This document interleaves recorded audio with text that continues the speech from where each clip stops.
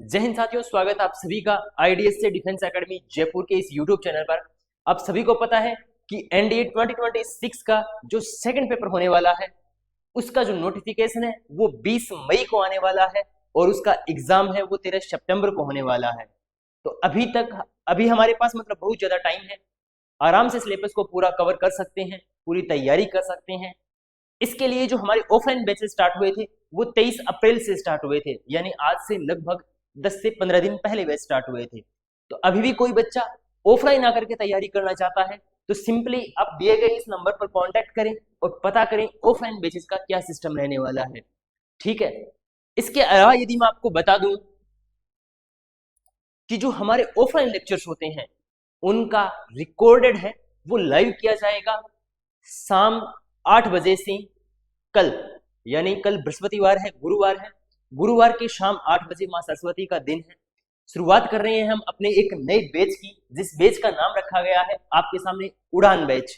उड़ान बैच जो रहने वाला है बेसिकली रहने वाला है जो एनडीए 2026 और तैयारी कर रहे हैं एयरफोर्स सेकंड जो अभी आने वाला है सितंबर अगस्त नवंबर के अंदर जिसका एग्जाम होने वाला है उसकी तैयारी कर रहे हैं। इसके अंदर हम बेसिकली कवर करने वाले हैं हमारा एनडीए का जो सिलेबस है। अभी हम सिलेबस भी डिस्कशन करेंगे, क्या सिलेबस रहता है, कितने नंबर्स का पेपर होता है, पूरी की पूरी कंप्लीट जानकारी के साथ आपका ये बैच बिल्कुल बेसिक से स्टार्ट किया गया है, यानी हमारी जो ऑफलाइन कक्षा होती है उसी को लाइव किया जा रहा है। ठीक है, तो आप सबसे पहले देखेंगे कि उन्होंने जो बेस स्टार्ट किया है वो ऐसा नहीं है कि आपको हर टॉपिक वाइज स्टार्ट कर दिया, नहीं, आपको पहले बेसिक बताया गया है लेक्चर्स के। आप देख सकते हैं किस तरीके से ये आपका रहेगा। आपकी जो फर्स्ट स्लाइड है ना वो ये रहेगी, टॉपिक्स टू बी कवर्ड। हर एक लेक्चर के अंदर आपको ये बताया जाएगा कि हम इस लेक्चर के अंदर ये कवर करने वाले हैं, इस टॉपिक से एग्जाम के अंदर ये क्वेश्चन पूछे गए हैं। इवन हम लास्ट 10 ईयर्स के जो क्वेश्चन पेपर हैं उनको भी टॉपिक वाइज सॉल्व करेंगे।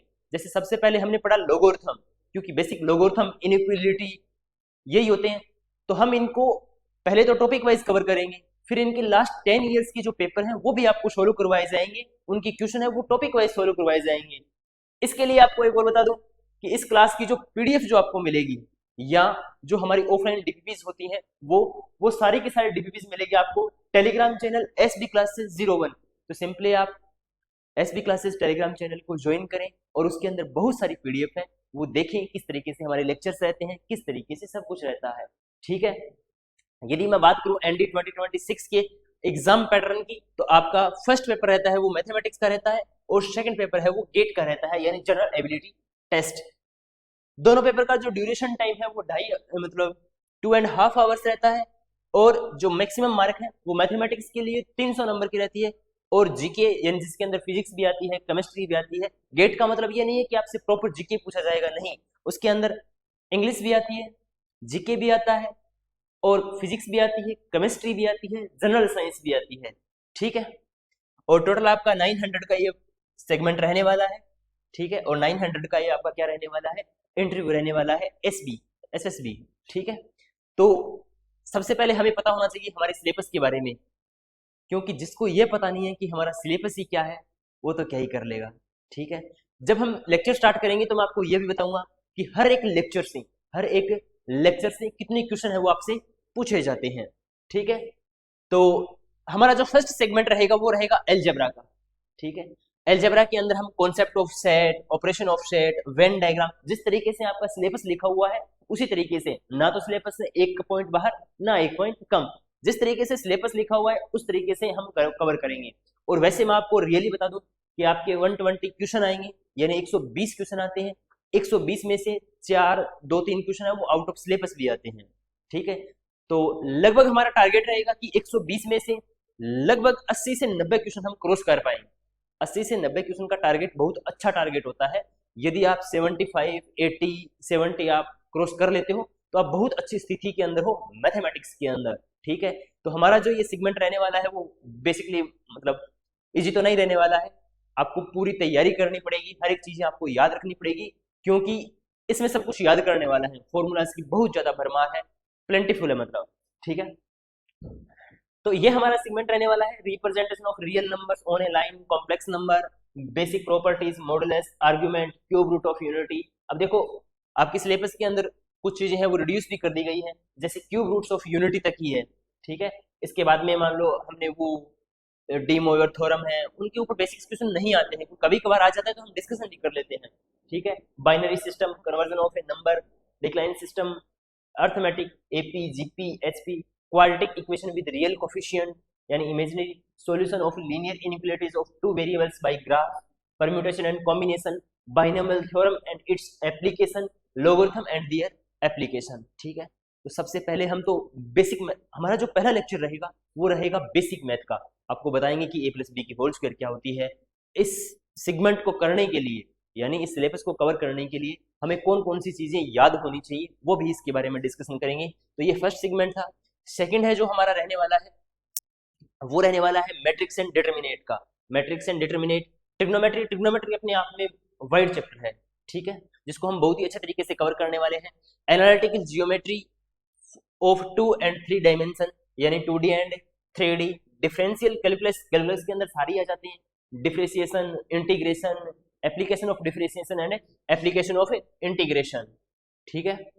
और वेक्टर अलजेब्रा, वेक्टर अलजेब्रा के अंदर, ठीक है, 2D एंड 3D के दोनों में लेक्चर्स। ये वेक्टर अलजेब्रा का 7 नंबर सेगमेंट है। स्टैटिक्स एंड प्रोबेबिलिटी, अब की बार प्रोबेबिलिटी से क्वेश्चन पूछे गए हैं, प्रोबेबिलिटी और स्टैटिक्स से लगभग 17 से 18 क्वेश्चन पूछे गए हैं।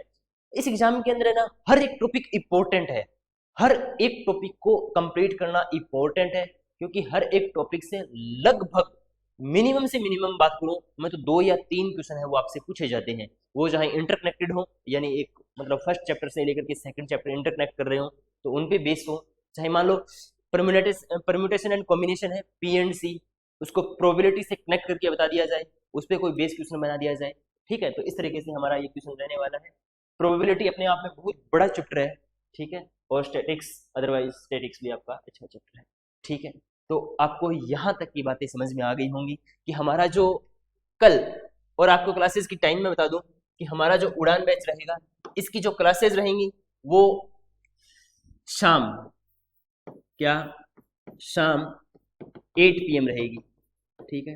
शाम 8 बजे हम रोजाना आपके लिए लेकर के आएंगे इस क्लास की पीडीएफ, और पीडीएफ के लिए आप ज्वाइन कर सकते हैं एसपी क्लासेस 01 हमारा ये टेलीग्राम चैनल, जिसके ऊपर आपको रोजाना जिस लेक्चर होगा उस लेक्चर की क्लासेस भी मिलेगी, यानी इस पे हमें क्या मिलेगी, क्लासेस भी मिलेगी, इस पर हमें क्लासेस भी मिलेगी और पीडीएफ भी मिलेगी, डीपीपी भी मिलेगी और बहुत सारी चीजें इस पर हमें है वो मिलेगी, ठीक है। तो आई थिंक आपको ये बातें समझ में आ गई होंगी। अभी आप क्या करना है, होमवर्क, हर लेक्चर के अंदर आपको होमवर्क मिलेगा।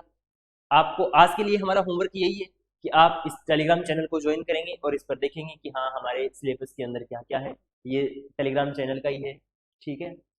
और देखो बहुत सारे बच्चे जो तैयारी कर रहे हैं वो सोच रहे होंगे कि हाँ कुछ चीज़ें समझ में आएंगी, कुछ चीज़ें नहीं समझ में आएंगी।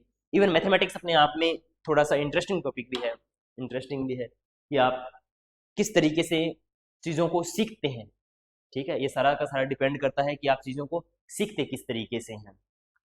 तो थोड़ा सा पेशेंस बनाए रखिएगा।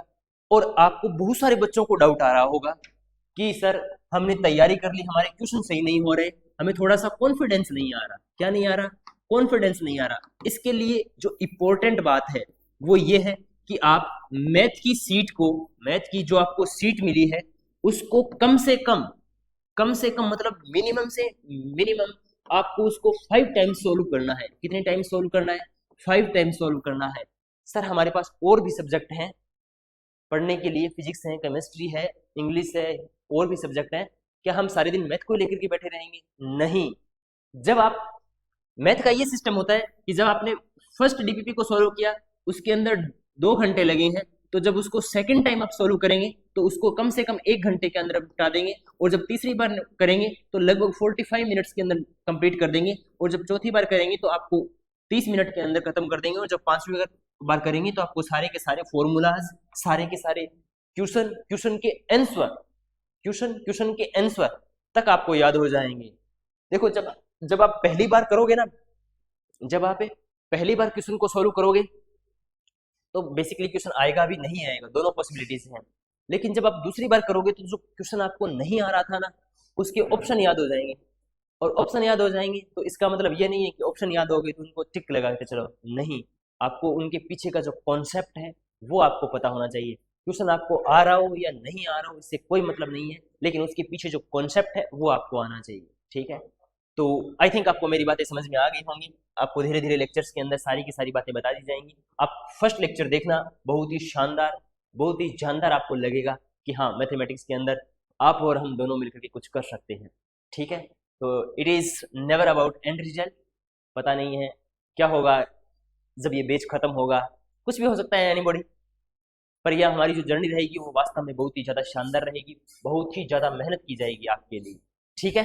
तो आई थिंक आपको सारी की सारी चीज़ें समझ में आ गई होंगी। आपने सिलेबस देख लिया होगा, इवन आपको सिलेबस आपके टेबल पे होना चाहिए जब आप पढ़ रहे हो। जैसे मान लो मैंने पहले ही दिन आपको पढ़ाया लोगोरिथम, तो लोगोरिथम के अंदर लोगोरिथम एंड देयर एप्लीकेशन, ठीक है। अगर ये मैंने दोनों नहीं करवाई है तो आपका सिलेबस अधूरा है अभी, ठीक है। आपको हर एक टॉपिक के लगभग मेरे ख्याल से 80 से 90 क्वेश्चन है वो आपको करने चाहिए, ठीक है। तो ठीक है, ये था आपका सिगमेंट। बाकी मिलते हैं नेक्स्ट वीडियो में, तब तक के लिए जय हिंद, जय भारत, जिंदा रहिए, मस्त रहिए। उम्मीद है आज का लेक्चर आपको समझ में आया होगा। मिलते हैं नेक्स्ट वीडियो में अगेन, तब के लिए जय हिंद, जय भारत।